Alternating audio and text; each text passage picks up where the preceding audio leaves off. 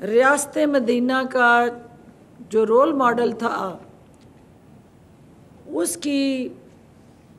हकीकी ताबीर देते हुए आज कैबिनेट के सामने 12 करोड़ आवाम के सूबे के अंदर 2 करोड़ 93 लाख ख़ानदानों को यूनिवर्सल हेल्थ प्रोग्राम के तहत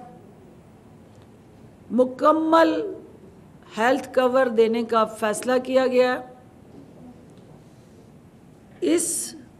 वज़ीर आला उस्मान बुज़दार साहब की क़यादत में जो आज सेहत के शोबे के अंदर इनकलाबी मंसूबे का कैबिनेट ने बाज़ाब्ता तौर पे मंजूरी दे के पंजाब के अंदर बसने वाले हर हासो आम को सरपरस्ती देने का जो फ़ैसला किया है, इस मंसूबे के तहत पंजाब के 9 डिवीज़न्स 36 अजला यकमुश्त जो है वो यूनिवर्सल हेल्थ प्रोग्राम का हिस्सा बनेंगे। 65 अरब सालाना के हिसाब से इसकी हेल्थ कवरेज के फंड्स मुख्तस किए जा रहे हैं और वज़ीर आला उस्मान बुज़दार ने आज इस मंसूबे को अवाम दोस्त सूबा पंजाब के अंदर रहने वाले हर खासो आम को हकीकी बेनिफिशरी बनाने के लिए कैबिनेट की मंजूरी के साथ साथ एक सब कमेटी आज उन्होंने एलोकेट की है, अनाउंस की है और उस सब कमेटी को ये मैंडेट दिया है कि वो हमारी जो मुख्तलिफ इंश्योरेंस कंपनीज उनके साथ जुड़े हॉस्पिटल्स और फिर तहसील और डिस्ट्रिक्ट की सतह पे छोटे बड़े शहरों में इस प्रोग्राम का दायरा कार फैलाने के लिए बेस्ट पॉसिबल जो रोल मॉडल हैं उसको किस तरह मुतारफ़ करवाया जा सकता है। कमेटी इस हवाले से अपनी तजावीज़ देगी और इस मंसूबे के हदोहाल, इसका डिटेल मॉडल और ओवरऑल इसके साथ जुड़े दीगर जो कानूनी नुकात हैं उनको और ज़्यादा बारीक बीनी से जायज़ा लेने के लिए ये कमेटी जो है वो वज़ीर आला को अपनी तजावीज़ पेश करेगी। प्रिंसिपली इस अजीम फलाही मंसूबे की मंजूरी दे दी गई है और कल यान करीब जल्द अज जल्द वज़ीर सेहत के साथ मिल के इस मंसूबे पे आपको तफसील से हम अपराइज़ करेंगे ताकि वो तमाम जो हेल्थ स्ट्रक्चर के साथ जुड़ा रोड मैप है, मुख्तलिफ प्राइवेट हॉस्पिटल और सरकारी हॉस्पिटल्स का दायरा कार है और फिर बेनिफिशरीज़ जो हैं वो प्राइवेट हॉस्पिटल में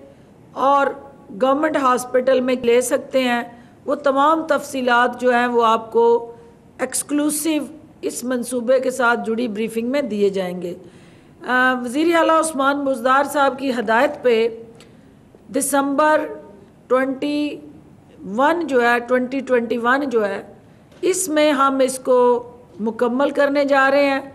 और ये मरहलावार जो हमारा हेल्थ कवरेज इनिशिएटिव है ये अल्टीमेटली निचली सतह के हर उस ख़ानदान और उस फ़र्द तक पहुँचेगा और जो कमिटमेंट थी पाकिस्तान तहरीक-ए-इंसाफ की हुकूमत की वज़ीर आज़म इमरान ख़ान की क़यादत में वज़ीर आला उस्मान बुज़दार जो हैं उन वादों पे अमल करते हुए ये एक संग मील जो है आज कैबिनेट ने अबूर की है। इसके अलावा हमारा एजेंडा आइटम जो बक्कर में थल यूनिवर्सिटी के क़याम का फ़ैसला किया गया है कि हमारा पसमानदा इलाके जो हैं उनके अंदर जो एक एहसास महरूमी है,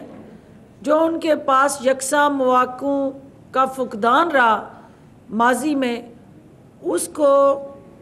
ख़त्म करने के लिए कम तरक्की याफ्ता इलाकों को तरक्की याफ्ता शहरों के बराबर लाने के लिए ये यूनिवर्सिटी जो है एक ऐसा रोशन चिराग बनेगी जहाँ से फूटने वाले जो चश्मे हैं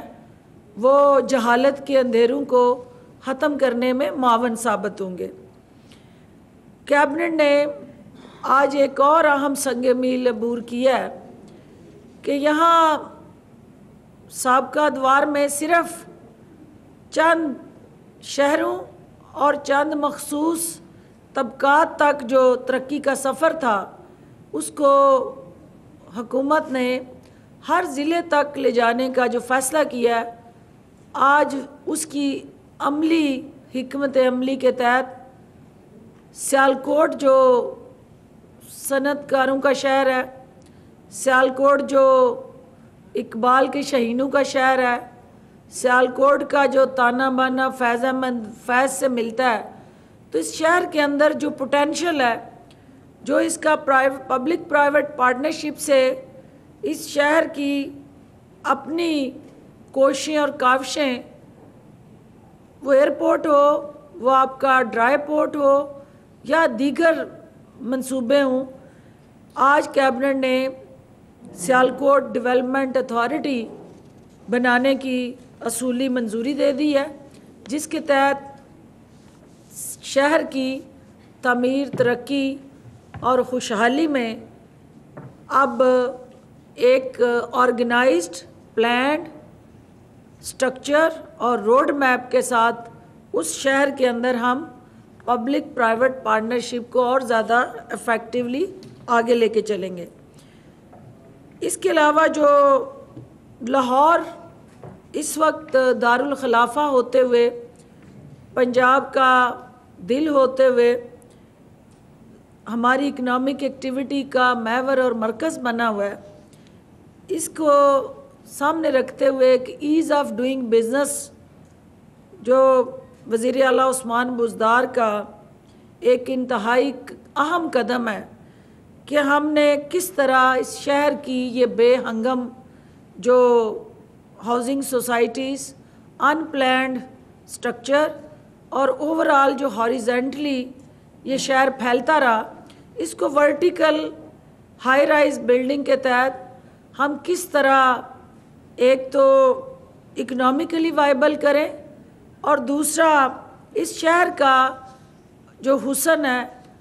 उसको भी मजरूह होने से हम बचाएं। तो लिहाजा आज कैबिनेट ने Lahore central business district development authority के क़याम के मसवदे की मंजूरी दी, जिसके तहत जो है वो कमर्शियल एक्टिविटीज़ जो अंडर वन विंडो ऑपरेशन के तहत ये अथॉरिटी ना सिर्फ उन इकनॉमिकली वाइबल प्रोजेक्ट्स को देखेगी बल्कि सहूलत फ्राहम करने के लिए भी जो LDA का बोझ था उसको कम करेगी, क्योंकि LDA का दायरा कार बहुत दूसरे अज़ला तक भी फैला दिया गया था, तो जिसकी वजह से कमर्शियल जो एक्टिविटी थी या उसके साथ जुड़े मंसूबे थे वो अंडरमाइन हो रहे थे। इसके अलावा ज़िला मुजफ्फरगढ़ में चौक सरवर शहीद को नई तहसील का दर्जा देने की आज कैबिनेट ने असूली तौर पे मंजूरी दी है और इस हवाले से लॉ डिपार्टमेंट को ये कहा गया कि वो इलेक्शन कमीशन को अपनी खत लिखे और उनको भी इस हवाले से अपडेट दे। पाक फ़ौज के शोहदा जो हमेशा अपनी जानें हमारे कल को महफूज बनाने के लिए निछावर करते हैं, तो पाक फ़ौज के शोहदा के लिए आर्मी वेलफेयर स्कीम के तहत चोलिस्तान में 1626 एकड़ अराज़ी जो है वो फ़राहम करने की कैबिनेट ने मंजूरी दी है। एनर्जी, जैसा कि आप जानते हैं कि यहाँ क्राइसिस रहा और आजकल गैस का क्राइसिस चल रहा है, और इससे पहले बिजली की जो अनप्लान्ड प्रोडक्शन हुई है उसकी भी कीमत कौम और हम अदा कर रहे हैं। तो इस सूरत हाल को सामने रखते हुए आज एक अहम तरीन पेशरफ्त एनर्जी के मुआहदों के लिए गैर मुल्की करेंसी के तबादले के लिए चाइनीज़ युआन को एज आ करेंसी इस्तेमाल करने की मंजूरी दी गई है। वाज़ेह रहे कि इससे पहले आपके जो बैनुल-अक़वामी मुआहदे थे उसमें पेमेंट के लिए जो 4 अप्रूव्ड करेंसीज़ थी उसमें डॉलर था, यन था और आपका पाउंड और यूरो। तो अब ये युआन जो चाइनीज़ करेंसी है उसको भी उन इंटरनेशनल मुआहदों का हिस्सा बनाने का आज कैबिनेट ने बाज़ाब्ता उसकी मंजूरी दे दी है। इसके अलावा चूँकि हम डिजिटल पंजाब की तरफ बढ़ रहे हैं तो डिजिटल पंजाब के अंदर जो ई पे ऐप है उसकी इफ़ेक्टिवनेस को और ज़्यादा मौसर बनाने के लिए डाक खानों के ज़रिए जो मोटर व्हीकल टैक्सों की वसूली होती थी, आज कैबिनेट ने उसको डिसकनेक्ट करने का फ़ैसला किया और ऑनलाइन और ई पे सिस्टम के तहत ही ये अब वसूली होगी। इसके अलावा जो Punjab urban immovable property tax act 1958 के सेक्शन 16 में तरमीम का फ़ैसला किया गया और ये इंतहाई अहम अमेंडमेंट है जो कोर्ट के हुक्म पे की गई है, क्योंकि इससे पहले जब किसी की कोई प्रॉपर्टी कन्फिस्केट होती थी तो उसमें लफ्ज़ अटैच यानी अमलदारी के लिए वो अटैच लफ्ज़ इस्तेमाल होता था। तो उसकी आज कैबिनेट ने महकमा एक्साइज़ को ये इख्तियारात दिए हैं कि वो सील का भी इख्तियार उनके पास अब होगा, सिर्फ अटैच का नहीं होगा। हुकूमत खैबर पख्तूनख्वा की दरख्वास्त पे जो हमारा इंफ्रास्ट्रक्चर डेवलपमेंट अथॉरिटी पंजाब का एक गुड विल जेस्चर और क्रेडिबिलिटी और पंजाब का जो है वो एक मुसलसल इंस्टीट्यूशनल बेस्ड जो रोल रहा, केपी की गवर्नमेंट ने पंजाब हुकूमत की इन खिदमात को सराहते हुए इसका दायरा कार जो है केपी के तक फैलाने का जो रिक्वेस्ट और ख्वाहिश हुकूमत पंजाब को पेश की थी, आज कैबिनेट ने उसकी ख्वाहिश को मानते हुए, उनकी रिक्वेस्ट को मानते हुए बाज़ाब्ता इसका दायरा कार केपी के तक फैलाने की मंजूरी दे दी है। मुश्तरका मफादात कौंसिल का जो मुस्तकिल सेक्रेटेरिएट है उसका पंजाब से उन्होंने राय मांगी थी, आज कैबिनेट ने उसको अप्रूव किया है कि इसका फेडरल गवर्नमेंट में एक सेपरेट सेक्रेटेरिएट होना चाहिए। तो पंजाब ने उस पर कोई एतराज़ नहीं किया और हमने उसको सपोर्ट किया। Ravi urban authority development authority act 2020 के जो इंतज़ामी अमूर है उसमें अमेंडमेंट्स की गई है, उसके लिए जो चेयरमैन और सीईओ का मंजूरी दी। रावी अर्बन अथॉरिटी को जो बकाया कर्ज की अदायगी का मामला था, 5 अरब की वो ज़मीन ख़रीद चुके थे और 1 अरब उनको आज जो है वो जो पेंडिंग था उसको भी अपने overall for the approval of जो बोर्ड है उसको ये इख्तियार दिया गया है कि वो उस पैसे को खर्च कर सकते हैं रावी अर्बन डेवलपमेंट अथॉरिटी के उन तमाम जो उनके टारगेट्स हैं उनको अचीव करने के लिए। जनरेशन, ट्रांसमिशन और डिस्ट्रीब्यूशन इलेक्ट्रिक पावर एक्ट 1997 के रेगुलेशन में तरमीम का जो मामला था,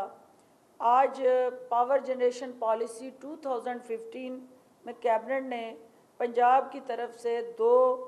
नुमाइंदों के तकर्रर का मुतालबा कर दिया और इसका मतलब ये है कि हमारी जो सूबों को इन्होंने ऑथराइज़ कर दिया था कि सूबे खुद जो है वो पावर जनरेशन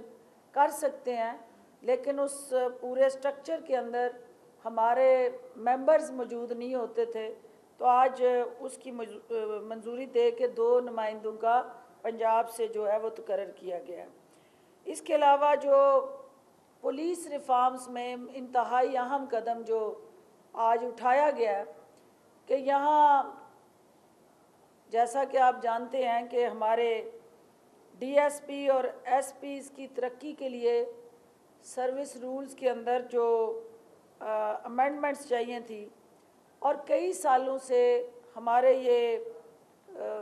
एसपी साहिबान और डीएसपी साहिबान जो है ये मुंतज़िर थे, सुपरिटेंडेंट्स एंड डीएसपीज़ ये मुंतज़िर थे रूल्स के, और वो रूल्स ना बनने की वजह से इनकी प्रमोशंस डिले हो रही थी। आज कैबिनेट ने उन पुलिस रिफॉर्म्स के ज़रिए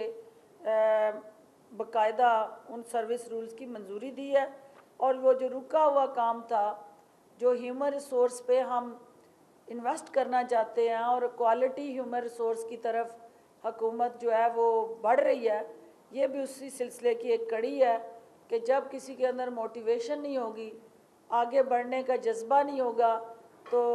वो सर्विस के अंदर प्रमोशन ही एक ऐसा अमल है जिससे अफसरान में एक आगे बढ़ने की जो मोटिवेशन, इंटेंट और डिज़ायर एग्जिस्ट करती है। ये रूल्स ना होने की वजह से जो जहाँ बैठा था वो उसी उम्र में वहाँ रिटायर होके घर जा रहा था, तो इसको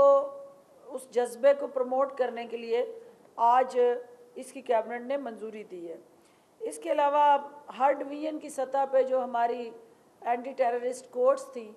उसके तहत, उस पॉलिसी के तहत 2 कोर्ट्स जो हैं उसको बंद करने का, एंटी टेररिस्ट कोर्ट को ख़त्म करने का फ़ैसला किया गया है, एक रावलपिंडी में और एक सरगोदा में। Punjab government rules of business बराए साउथ पंजाब की असूली मंजूरी दी गई है, क्योंकि आपको पता ही है कि साउथ में हमारा सेक्रेटेरिएट बन गया था, लेकिन रूल्स ना होने की वजह से हमारे वो सेक्रेटरी साहबान वहाँ जो मौजूद थे वो काम नहीं कर रहे थे और आवाम को मुश्किलात का सामना था। आज कैबिनेट ने बाज़ाब्ता उनके रूल्स की मंजूरी दी है ताकि वो सेक्रेटेरिएट फंक्शनल हो, ऑपरेशनल हो, और साउथ पंजाब के अवाम जो है उनके मसाइल उनके डोर स्टेप पे हल हों। इसके अलावा पीने के साफ़ पानी की फराहमी बुनियादी इंसानी हकूक़ में सर फहरिस्त है और हुकूमत की अव्वलीन तरजीह है। इस ज़रूरत को महसूस करते हुए दी पंजाब आप पाक अथॉरिटी सर्विस रूल्स 2020 की मंजूरी आज दी गई है, और ये कानूनी जितने भी उसके साथ जुड़े इश्यूज़ थे उनको मिनिस्ट्री लॉ को कहा गया है कि वो इसको वेट करे और अल्टीमेटली इसको इम्प्लीमेंट करे, क्योंकि कोई रूल्स मौजूद ना होने की वजह से ये अथॉरिटी काम नहीं कर पा रही थी, तो आज उसके रास्ते में भी जो रुकावटें थी वो दूर कर दी गई हैं। Punjab public health engineering department के जो कॉन्ट्रैक्ट मुलाजमीन थे, जो धक्के खा रहे थे, जो रुल रहे थे, जो दफातर के अंदर आते थे, लेकिन किसी तरह भी उनके अंदर भी वो मोटिवेशन नहीं थी, और कोर्ट्स के अंदर हुकूमत जो है वो अपील में गई थी। ये फैसला किया गया है कि हुकूमत वो 1500 मुलाजमीन जो है उनके हवाले से जो अपील है वो वापस ले, और इसका एग्जेक्टिव कमेटी बैठ के फ़ैसला करके इनकी रेगुलराइजेशन के लिए लाएअमल तय करे। इसके अलावा जो है डेवलपमेंट अथॉरिटी एक्ट 2014 की शिक 19 के तहत अमलाक की मुंतकिली और मैनेजमेंट के मसवदा कानून की मंजूरी दी गई है, जिसमें हमारे लो कास्ट जो हाउसिंग का मौजूदा हुकूमत का फ्लैगशिप प्रोग्राम है, उसके तहत ये हमारे एम्प्लॉइज़ जिनको 40,000 से कम तनख्वाह वाला जो तबका है उसको भी बैलेटिंग के ज़रिए इस प्रोग्राम में शामिल करने का फ़ैसला किया गया और कैबिनेट ने उनकी मंजूरी दी है। पंजाब वुमेन प्रोटेक्शन अथॉरिटी की चेयरपर्सन के लिए भी चूँकि इससे पहले कोई ना को रूल्स थे उस तरह से, ना को पर्क्स प्रिविलेजेस थी, तो वो बाकायदा आज कैबिनेट ने उसको अप्रूव कर दिया। एक इंतहाई अहम कदम जो कैबिनेट ने आज उठाया है वो हमारे मतरूका वक्फ इमलाक और डिस्प्लेस्ड पर्सनल लॉज एक्ट 1975 उसके अंदर तरमीम के लिए, चूँकि आप भी जानते हैं कि हिंदुस्तान ने ये 1952 में अपना महकमा ख़त्म कर दिया था कि जो लोग हिंदुस्तान से पाकिस्तान आए वो पाकिस्तान में आज तक क्लेम लेके फिर रहे हैं और किसी को उसका हक मिल गया और कोई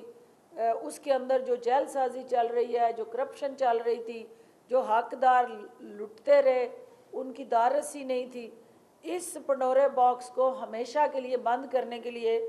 आज कैबिनेट ने फैसला किया है कि बोर्ड ऑफ रेवेन्यू जो है एक स्पेशल कमेटी विद टाइमलाइन बनाए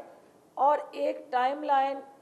मीडिया के ज़रिए उसको अनाउंस किया जाए और उसको प्रॉपर जो एडवर्टाइज़ किया जाए ताकि हर कोई जिस के पास वो क्लेम मौजूद है और लेजिटिमेट है, जेन्युइन है, उसको धक्के खाने की ज़रूरत ना पड़े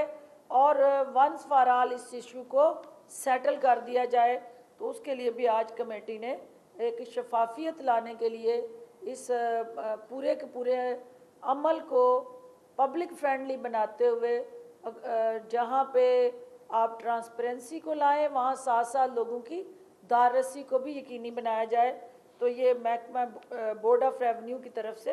ये कैबिनेट ने जो आज मंजूरी दी है वो स्पेशल कमीशन या कमेटी वो मीडिया से हम अनकरीब शेयर कर देंगे कि कौन लोग हैं और क्या कट लाइन क्या दी है उन्होंने और अल्टीमेटली उसका उस डेडलाइन के साथ जुड़ा रोड मैप क्या है। इसके अलावा इजलास में जो है वो 38वें और 39वां जो हमारे प्रीवियस कैबिनेट मीटिंग्स की कार्रवाई थी उसकी मंजूरी दी गई है। Standing committee of the cabinet ब्राय फाइनेंस एंड डेवलपमेंट उसके 46वें और 47वें इजलास के फैसलों की तौसीक की गई है। स्टैंडिंग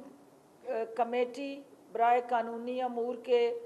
40वें, 41वें, 42वें और 43वें इजलास के फ़ैसलों की तौसीक की गई है। आखिर में जो हमारा जनरेशन, ट्रांसमिशन और डिस्ट्रीब्यूशन के लिए जो इलेक्ट्रिक पावर एक्ट था उसके अंदर भी मंजूरी दी गई है, लेकिन साथ चूँकि एक नेपरा की तरफ से फेडरल गवर्नमेंट को ये हदायत दी गई थी कि सूबों से मेंबर ना लिए जाएं, तो उनकी इस तजवीज़ को आज कैबिनेट ने रद्द किया है कि सूबे जो हैं स्टेक होल्डर हैं और उनका मेंबर नेपरा में बैठना ज़रूरी है। बाकी जो उनकी एज के हवाले से और क्वालिफ़िकेशन के हवाले से शिकें थी उनको मंजूर कर लिया गया है। इसके अलावा जो एक फैसलाबाद में हादसा हुआ, पुलिस गर्दी का शिकार हुआ नौजवान और पुलिस के हाथों एक और आम शहरी जो है वो कत्ल हुआ, वज़ीर आला ने उसका नोटिस लेते हुए जो इससे पहले रिपोर्ट तलब की हुई थी, आज उन्होंने कैबिनेट ने उस पर तहफ़्फ़ुज़ात का इज़हार किया और पुलिस के हाथों बढ़ते हुए इन वाक़यात को जिसमें आम शहरी जो है वो पुलिस का लुकमा बन रहे हैं, उसके हवाले से चीफ मिनिस्टर ने फिलफौर जो है वो तहकीकात करके इंक्वायरी के बाद वो मुतलका जो एसपी साहब हैं जो इस पूरे अमल को देख रहे थे उनके हवाले से कार्रवाई का फ़ैसला किया और वो जो ही वो रिपोर्ट आती है हम किसी को भी किसी इंसानी जान के साथ खेलने की इजाज़त नहीं देंगे और कोई भी कानून हाथ में लेगा तो वो कानून जो है अपना रास्ता बनाएगा। आपकी तशरीफ़ आवरी का शुक्रिया जी।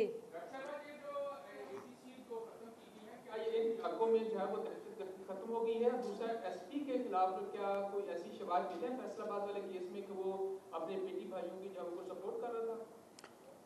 देखिए, अवामी नुमाइंदे जो होते हैं वो आवाम की जंग लड़ते हैं और कैबिनेट में बैठे अवामी नुमाइंदे जो हैं वो आवाम को जवाब दे हैं और किसी भी शहरी के को इस तरह से अगर कानून को हाथ में लेके जो कानून के मुहाफ़िज़ हैं वो अगर ख़ुद कानून को हाथ में लेते हैं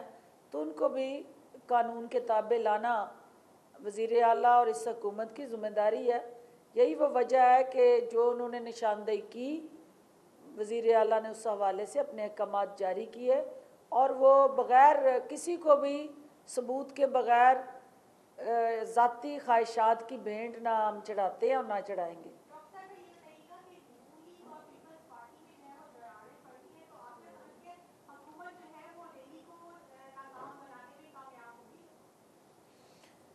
देखिए, पहली बात तो ये है कि देर आए दुरुस्त आए। आखिर दर की ठोकरें खाने के बाद पीडीएम को ये एहसास हो गया कि इस हुकूमत के ख़िलाफ़ एहतजाज का जमहूरी तरीका जो है वो अदम एतमाद है, और इस सोच के साथ कि चूँकि उन्हें ये पता था कि अब आपस में जो उनका खिंचाव, खींचातानी और बिलावल के बयान को सपोर्ट करने के लिए जरदारी साहब को गर्जना पड़ा, और उस बिखरी हुई अपोजिशन की बिखरी हुई सोच को इकट्ठा करने की जो नाकाम कोशिश उन्होंने शुरू की है, मैं समझती हूँ कि अब वो मायूस हो चुके हैं ख़ुद, और उन्हें ये पता है कि सारी तदबीरें जो हैं वो उल्टी हो चुकी हैं। तो उन उल्टी तदबीरों को अब सीधा करने का एक ही रास्ता है जो पार्लियामेंट से होके गुज़रता है। पार्लियामेंट से बाहर की ये सारी शौकिया शूटिंग थी जो ख़त्म होगी, क्योंकि ये नज़रियात के साथ तो जुड़ी नहीं थी और ये मौसम के साथ जुड़ी थी, और ये बेहतर मौसम के मुंतज़िर हैं, क्योंकि नज़रियात पे ये खड़ा एहतजाज नहीं था। तो लिहाजा देर आए दुरुस्त आए, जो असल जिस तरफ इनको मुँह करना चाहिए था, जहाँ अवाम की ताकत का सरचश्मा वो पार्लियामेंट है, तो पार्लियामेंट से अगर कोई ये जमहूरी अंदाज से हुकूमत को चैलेंज करते हैं तो हुकूमत जमहूरी अंदाज से ही इनके हर चैलेंज का मुकाबला करेगी। अच्छा मैडम, क्योंकि आप पंजाबी की समझ लेती हैं, तो सस खीर पका गई ते नूनू कहती है कि दुध दे कोल पई, लेकिन नूनू पता नहीं की होया, उन्हें टिकटॉक बनाना सी, उस मेकअप करन तोड़ गई ते पिछू बिल्ली दुध पी गई। हुकूमत अपोजिशन के तोड़न वाल अपनी तवज्जो दे रही है। 15 to 20 एमपीए पंजाब असेंबली के सामने आ गए हैं और जिन्होंने इल्ज़ाम लगाया है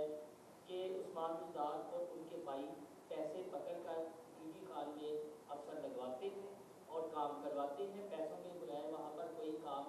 नहीं हो रहा। तो आपकी मंजिल में भी तो यही काम हो जाए, तो इनको डांग कौन करेगा? पहली बात तो ये है कि वसीम अकरम प्लस ने आज जो है वो एक इंतहाई अहम विकेट जो है वो उड़ाई है नून लीग की, और एक उनके अहम खिलाड़ी आज उनसे मिल के और अपनी हमायत का यकीन दिलाए हैं, और ये विकटें लेने का सिलसिला जो है वो वसीम अकरम प्लस जारी रखेंगे। लेकिन जो आप जो बयानिया दे रहे हैं, इस बयानिए का मेरी जमात के अंदर कोई ऐसा शख्स नहीं है जिसने ओपनली कोई ऐसी बात की हो। कोई तहफ़्फ़ुज़, ये इल्ज़ाम तराशियाँ हैं, और मैं नहीं समझती कि पार्टी से किसी की आवाज़ इस तरह से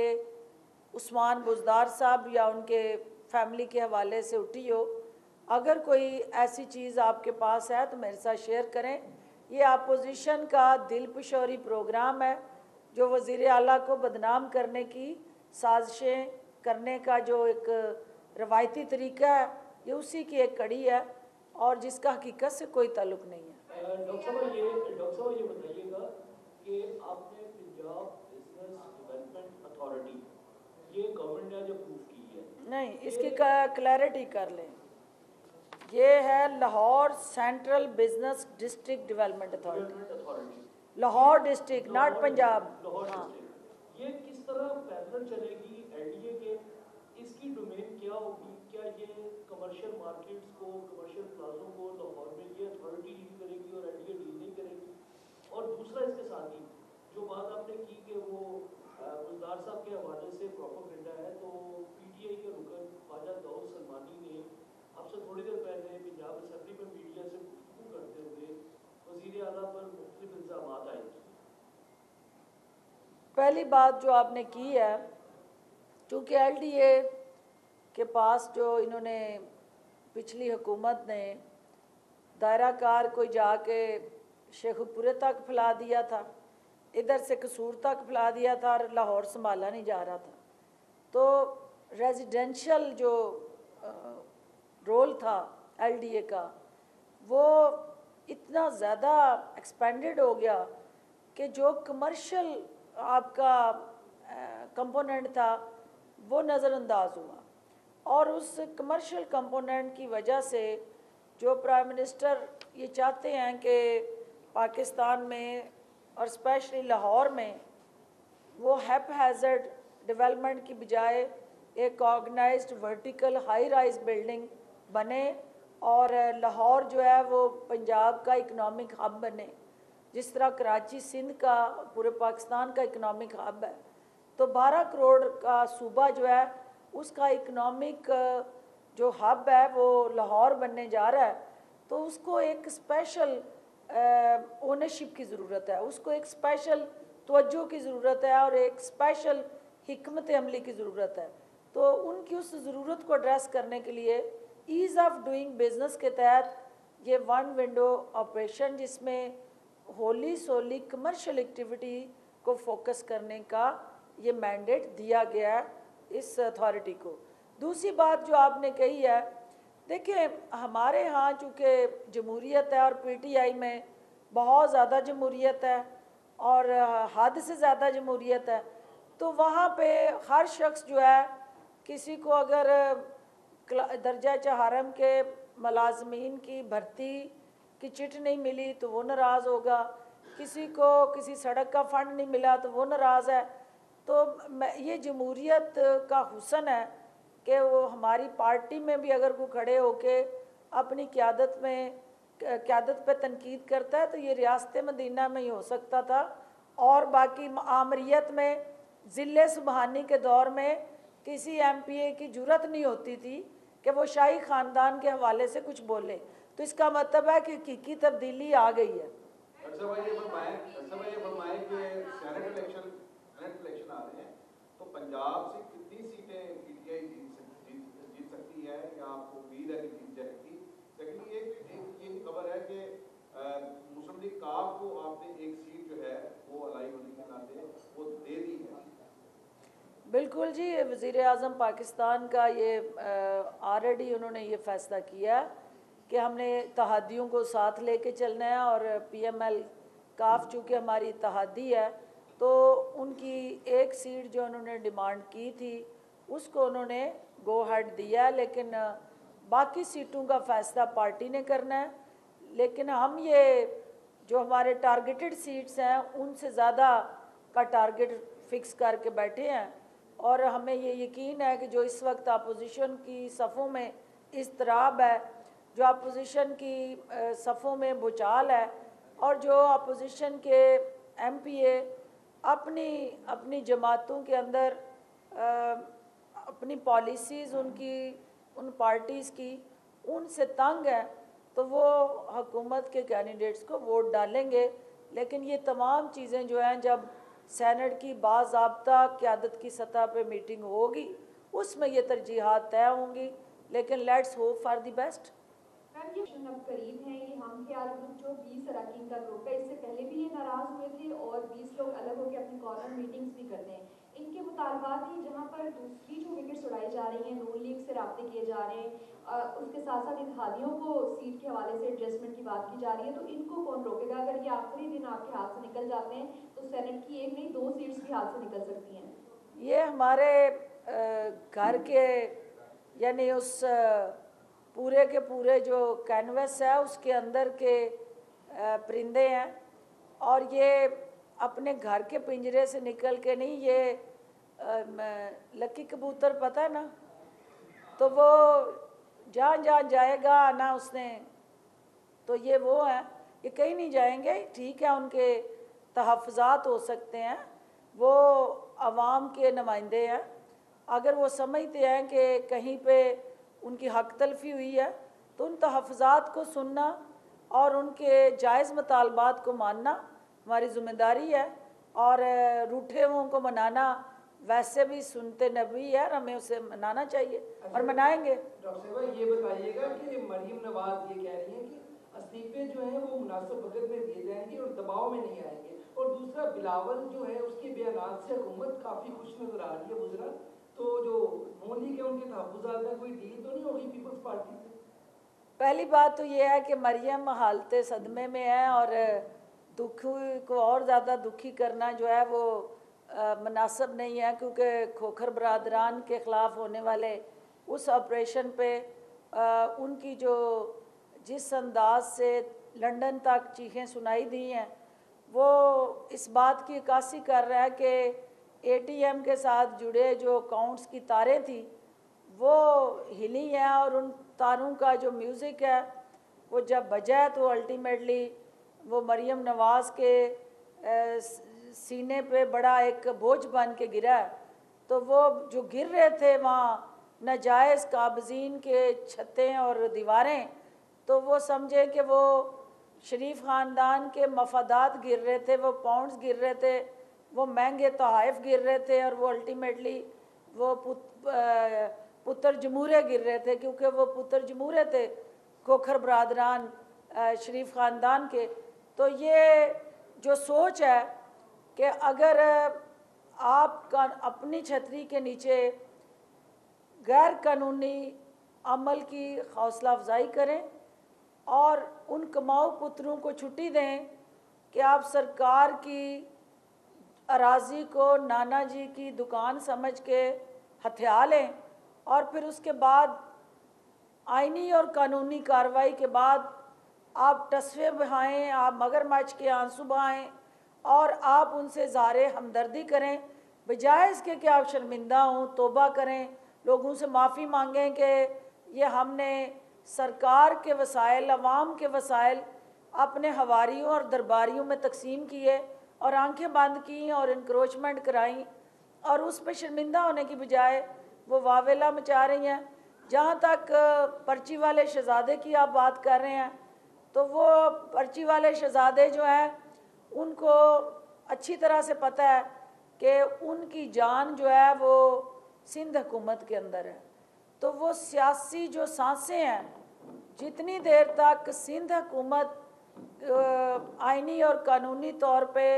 मौजूद है, बिलावल भुट्टो और जरदारी ख़ानदान की सांसें सियासी जो है वो उस असम्बली के साथ जुड़ी हैं, उस हुकूमत के साथ जुड़ी हैं।